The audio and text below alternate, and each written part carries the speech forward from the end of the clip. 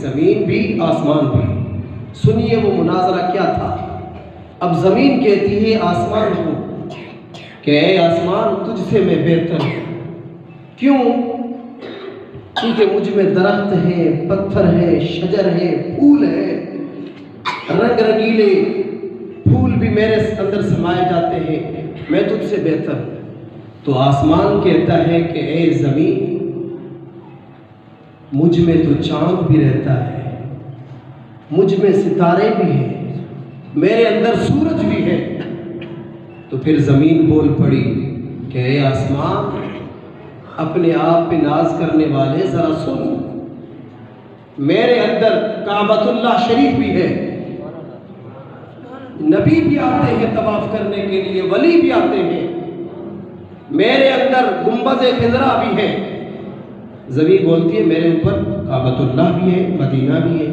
तो फिर वो आसमान बोलता है कि ऐ ज़मीन सुन, मेरे अंदर भी अर्श मुअल्ला है, कुर्सी है, लौह है, कलम है।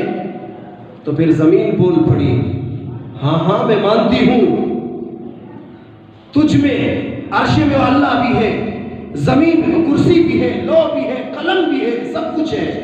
लेकिन ऐ आसमान सुन, हर चीज है मैं मानती हूँ, लेकिन मुझ में जन्नत का मालिक पड़ा है, मुझ में मदीने वाले आका पड़े हैं, आराम फरमा, तो तुझसे मैं बेहतर हूँ। तो अब आसमान सुनकर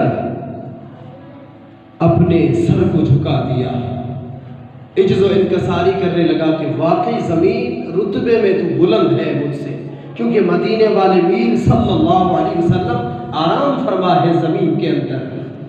तो अब ज़मीन आसमान बोल पड़ा, आसमान ने दुआ की मालिकुल मौला ज़मीन मुझे शर्मिंदा कर रही है, करम फरमा दे, मुस्तफ़ा को वहाँ बुला दे, आसमानों पे मुस्तफ़ा को बुला, ताकि मुस्तफ़ा के कदमैन शरीफैन आसमानों पर लगे, ज़मीन के मुंह में मुंह डालकर आसमान भी के ऐ ज़मीन मैं भी तो नाज करूँ ना मुस्तफ़ा करीम, एक घड़ी के लिए, एक लम्हा के लिए आसमानों की सैर की है।